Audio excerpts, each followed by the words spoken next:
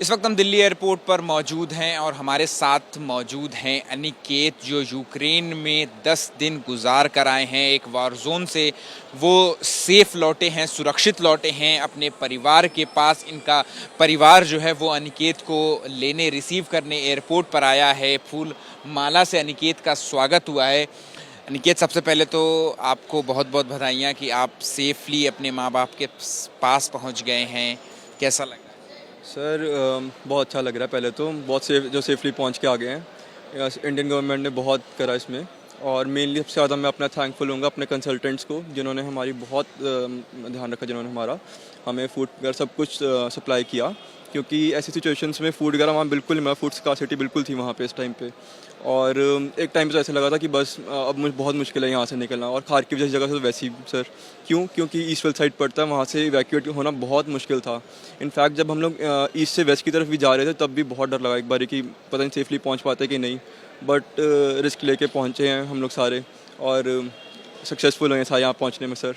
तो बहुत अच्छा लग रहा है। क्या क्या क्या देखा आपने वहाँ पर? खारकीव में कैसे हालात थे, कुछ आप बता सकें? सर बहुत गंदे हालात थे सर।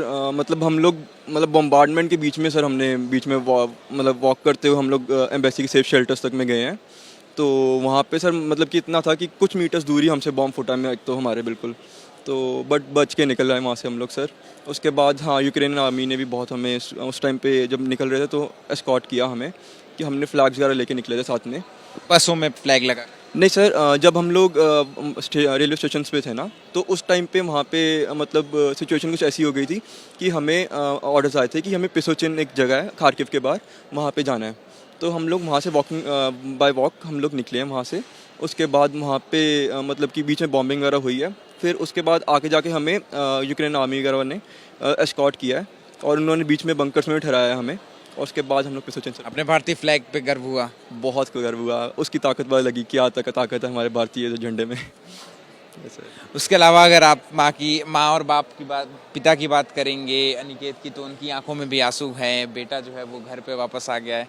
कैसा लग रहा है सर? क्या सर वो अच्छा लग रहा है। हमने ये 10 दिन पहले कैसे गुजारे हैं हमें पता है सर। दिन रात कभी सोए नहीं, रात को भी हो सर, रात को भी टेंशन रहती थी बच्चे कब आएंगे। रात 2.5-3 बच्चे से बात होती थी, बेटे कैसे हैं, क्या पोजीशन है यहाँ पे। ये भी चलो हौसला देता था, पापा कोई बात नहीं, हम सेफ हैं।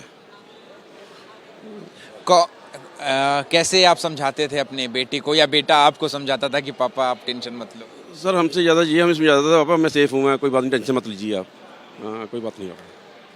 अनिकेत की माताजी भी हमारे साथ मौजूद हैं, उनकी आंखों में भी आंसू हैं। मैम, आपसे जानेंगे कि बेटे को आपने भेजा था पढ़ने के लिए, लेकिन जहां आपने पढ़ने के लिए भेजा था वो वॉर जोन में तब्दील हो गया देखते ही देखते, और बच्चा वहां पर फंस गया। क्या गुजरी इन 10 दिनों में आपके ऊपर? बहुत बार मरे, बहुत बार जिए, पता नहीं। इसने यही हमें हौसला देता रहा, कोई भगवान, बस भगवान इसको वापस लेके आया है, या जो सरकार ने मदद करी है। मतलब अगर आज मैंने, अब मुझे पता भगवान की शक्ति का पता चला है। मानते तो हम शुरू से ही थे, लेकिन भगवान की शक्ति देखी है, एक शक्ति इसको पीछे से मतलब दे के आ गया ना। ना आप देख सकते हैं तस्वीरों में अनिकेत के परिजन जो हैं वो फूलमाला और मिठाइयों के साथ अनिकेत का स्वागत कर रहे हैं। इनका बेटा जो है कि वो यूक्रेन के खारकीव शहर से लौटकर वापस आया है। खारकीव शहर में बहुत ज़्यादा ही बमबारी देखने को मिली है, इसीलिए सारे परिजन जो हैं वो अनिकेत के वो बेहद ही खुश हैं। सबकी आंखों में आंसू हैं, अनिकेत की भी आंखों में हल्के हल्के आंसू आप देख सकते हैं। इनकी सबकी मुराद थी कि अनिकेत वो जल्द से जल्द वापस अपने देश, अपने वतन को लौट आए, और इन सबकी दुआ जो है वो रंग लाई है, और अनिकेत वापस अपने देश सकुशल लौट आया है।